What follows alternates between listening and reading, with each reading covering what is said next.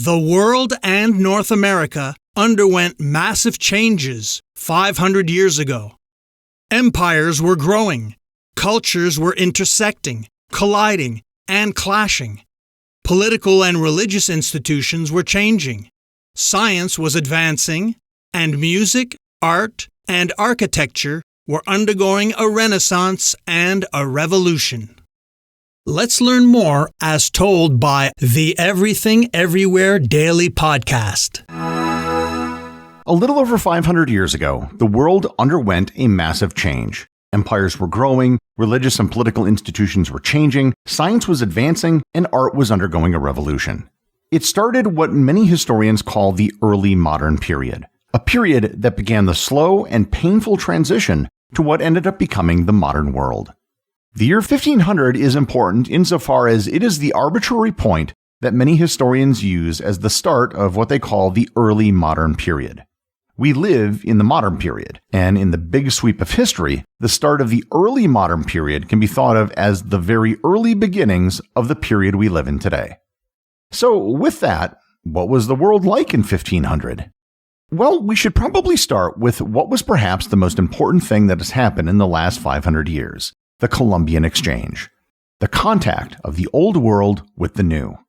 In the year 1500, the Americas were still mostly untouched by Europeans. Columbus had his first voyage only 8 years previously, and the number of expeditions from Europe was still extremely small. Almost no one in the Americas had ever seen a European, and the diseases that were to come had barely started. Santo Domingo was founded as a Spanish settlement, but it was really nothing more than an outpost at this time. The year 1500 saw the Portuguese explorer Pedro Álvares Cabral land in Brazil and claim it for Portugal. The next several decades would see a large-scale increase in the European presence in the region. There were two major empires in the New World at this time. The Aztec Empire, centered in present-day Mexico, was at its height under Emperor Ahuitzotl, followed by Moctezuma II. The empire was expanding its territory through conquest and demanding tribute from neighboring regions. In South America, the Incan Empire under Emperor Huayna Capac was also expanding. The empire's sophisticated administrative and road systems were remarkable achievements for the era and the region. 1500 was right smack in the middle of the Age of Discovery, which had started almost 80 years prior and would continue for over another century. Continuing westward on our trip around the world, the Polynesians, some of the greatest navigators in the world, had settled most of the islands that they would eventually end up settling. They had already reached Hawaii and New Zealand, two of the last places they would reach in the previous several centuries. At this point, the Aboriginal people in Australia were still uncontacted. It would be another century before the first Europeans ever found the continent. Japan was in the midst of the Sengoku period, a time of social upheaval and political intrigue and near constant military conflict. The period began in 1467 in the Onin War and would last until the early 17th century. Power in Japan at this time was fragmented among numerous feudal lords known as daimyos who controlled various regions of Japan. These warlords were engaged in constant battles for territory and influence. By 1500, there really was no central authority in Japan, as the Ashikaga shogunate had become weak and largely symbolic. In contrast to Japan, Korea was experiencing a relatively stable and prosperous period under the Joseon dynasty, which had been established in 1392. By 1500, Korea was well into what is defined now as the early Joseon period. In 1500, Korea was under the rule of King Joseon-gun, one of the most infamous monarchs in Korean history. His reign was marked by tyranny and cruelty. Joseon-gun is particularly remembered for his brutal purges of scholars and officials who he saw as a threat to his rule. China was still under the rule of the Ming dynasty. It was still quite rich and powerful, but it was now past its peak, which probably coincided with the cessation of Admiral Zheng He's voyages in 1433. With China's inward turn, they began the long decline that eventually led to the 19th century humiliation they suffered at the hands of European powers. India was in a state similar to Japan where there was no single power. The Delhi Sultanate was in decline, and in 26 years it would be replaced by the Mughal Empire after the Battle of Panipat. However, in 1500, India was a patchwork of powerful regional states like the Vijayanagara Empire in the south and the Sultanates of Bengal and Gujarat. In 1500, Central Asia was undergoing significant political changes as the Timurid Empire, once a dominant power in the region, was in decline.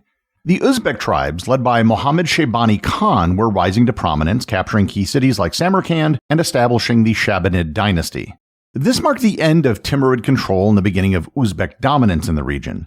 The fragmentation of power led to ongoing conflicts between the remaining Timurid princes and the Uzbeks, with Babur, a Timurid descendant, being forced out of Central Asia, eventually laying the groundwork for his later conquest in India and the establishment of the Mughal Empire.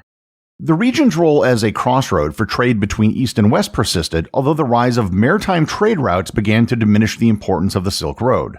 Overall, Central Asia in 1500 was a region of both decline and transformation, with new powers emerging amidst the legacy and decline of the Mongol and Timurid empires.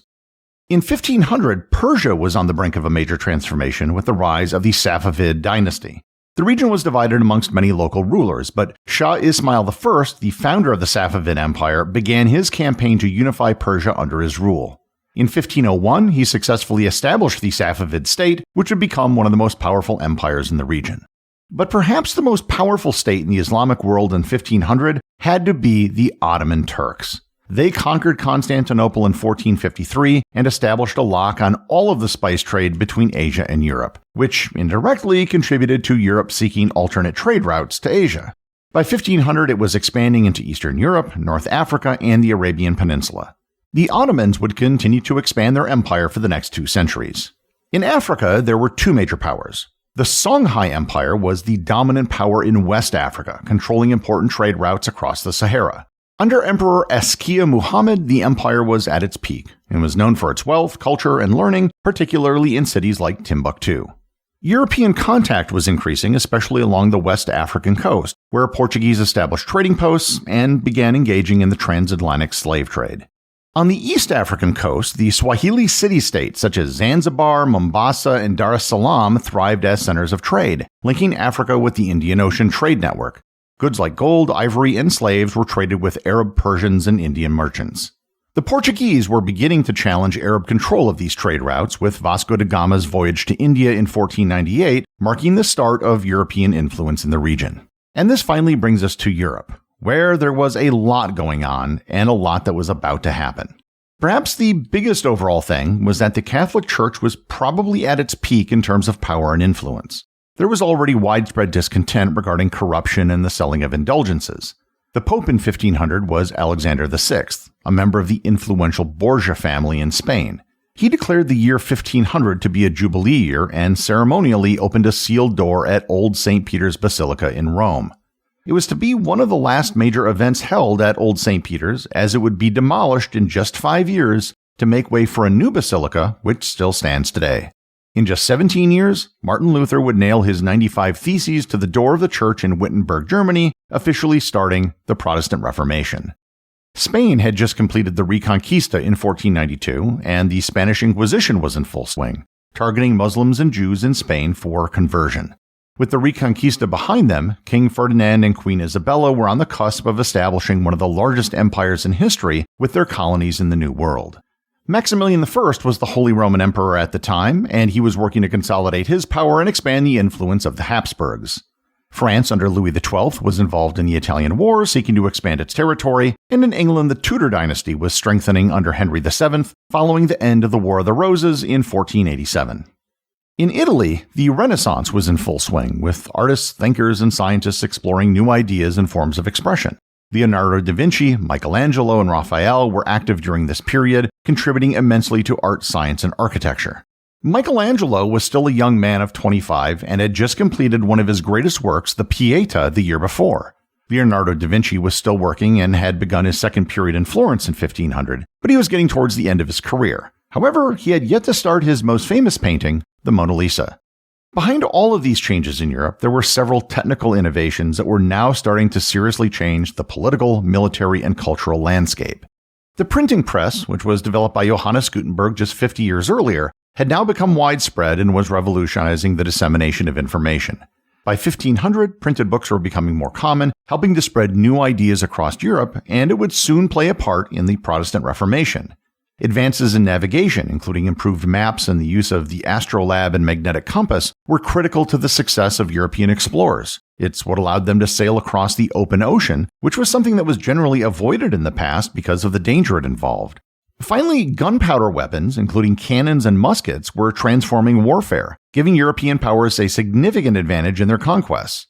While gunpowder had been introduced to Europe well before 1500, it was only now starting to become the default weapon in combat.